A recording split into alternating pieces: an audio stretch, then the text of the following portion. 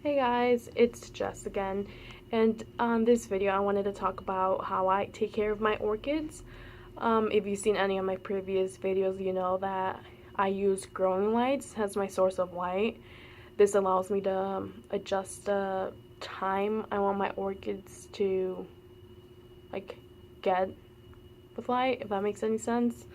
Usually there's some days I don't wake up until like 10 or so, 10 a.m. or so, depending on my classes and if I worked the previous night. So that allows me to change, like start at 10 in the morning and then, take it to however many hours I want, because orchids do need a lot of light. So first, let's start with what we talked about, light. Humidity, I've also talked about it previously on my last videos. I used a little, like these things here, and they read the humidity level. Right now it's at 52. It was at 55 when I woke up. I don't know why I went down, but yeah, I use those to read my humidity level. I also spray my orchids, like their leaves, with a spray bottle. I'll just like go and like spray twice on each level, and that creates like humidity too.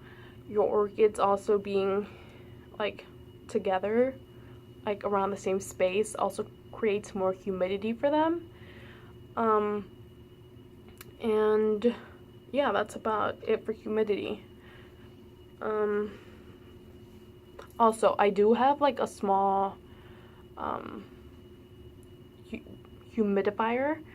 It's supposed to let out like the aromas, like those type of humidifiers, but I don't put any like scents on them. So it lasts probably like 4 hours or so. So it keeps my humidity levels up when it's like really low, especially after a storm or something, because after a storm, at least in Indiana, my humidity level like drastically goes down like by 10 like degrees, not degrees, 10 percentage. Yeah. So usually after a storm, it goes down to like 45 or like even 41. I've had it. So yeah. Now about watering. I have most of my orchids in full water culture. It's easier for me to take care of them while I'm in school.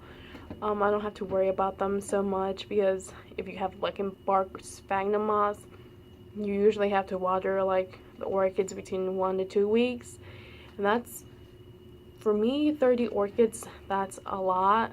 So I do have them in, mostly all of them in full water culture.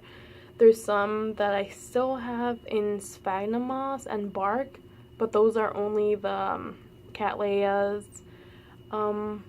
my two fowl species, my paphiopedilum, the catasetum type orchids, and some seedlings I recently got from Moats Orchids. So yeah, those are the only ones I have in sphagnum moss and bark. So for vandas, my two vandas that I have, I do have them in a glass, I guess, vase, but this is like a cup, like a wine cup. I got it at the dollar store. It was $1. And usually how I do this one, I'll just take it out of the thing, or sometimes I leave it here, and I'll just take my spray thing and, well, you guys can't see, but I'll like spray it. Yeah, I'll spray it like that, and then on the, let me put this down, and then on the actual thing, I make sure there's a little bit of water, so you can see, or you're gonna like spray some more like that, and when it starts drying up or evaporating, it creates humidity inside here. So the vandas roots keep growing, I guess, because they love humidity. And as you can see, look at this. There's like this new growth right here. It's still growing right here. So they're liking the humidity, and I'll just put them here. And then just drop in the tag if they have a tag there. and I'll just leave them like that. And I water these every day. Well, I spray them every day. All of my orchids that I don't have in full water culture, I'll spray them every day because I don't go to the sink and water them. Because we don't, for some reason, in my dorm room, we don't have a sink area. We only have like the bathroom, and I don't want to be watering like the 10 orchids or 15 orchids that I have in sphagnum moss. I don't want to be watering them in the bathroom. So I'll just take my container on my spray bottle and go to the water fountain and just fill it up, since we have like the, I guess it's supposed to compare to the water bottle water, and it's actually pretty good. So I'll just, usually I fill it up and then I wait like a day and a half for it to cool down because it's really cold when I get it, and then I can start using it. Anyways, for these, the ones actually in, I guess, a vase or something, in sphagnum moss and stuff, I'll just go like this, just spray. I don't know if you guys can see, but just spray there.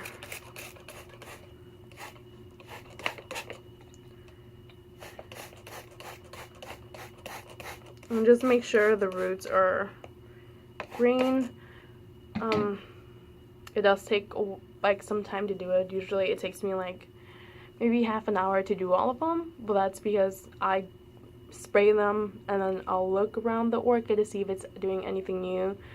So that's why it takes me that long. If I'm just like spraying them, it might take me like 5 to 10 minutes. It's not a lot. And usually this helps me to de-stress too while I'm in college. So after class or something, after a test, I'll just come and I'll just spray my orchids and see what they're doing. Yeah, I don't think I've talked about the fertilizer. I don't fertilize my orchids, at least not right now.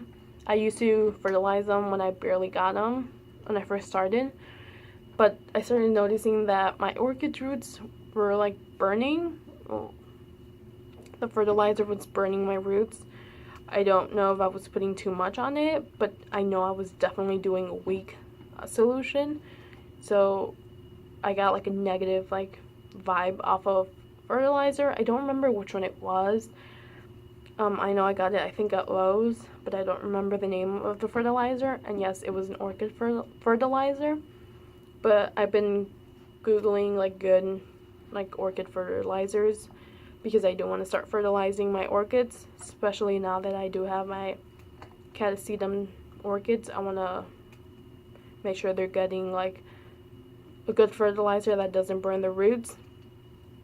So I might be getting one soon. And when I do get it, I'll just like put it in a spray bottle too, and just make a weak solution out of it and just spray the roots. If they're like in a vase like this or in full water culture, I'll just spray them. And if they're right here, I'll just spray them too. Probably once a week. That's probably what I'm going to do it as. So yeah, when I do get my orchid fertilizer, I'll let you guys know. And I'm thinking of getting the Jack's Classic one. It's inexpensive and I've heard very good reviews about it. So, I mean, might as well just give it a shot. I will have to spray the roots first, and then I will spray the roots with fertilizer so they don't get burned. But yeah, for the ones in full water culture, I'll just look at their water level and make sure that their water level isn't that low. And once it starts getting low, I'll just get my my watering can, I guess that's what it's called, and just like fill it up to its normal level. So usually I do that maybe once every 2 weeks or so. Yeah. I think the only one I actually do go to the sink to water, it's the giant Phalaenopsis orchid I have.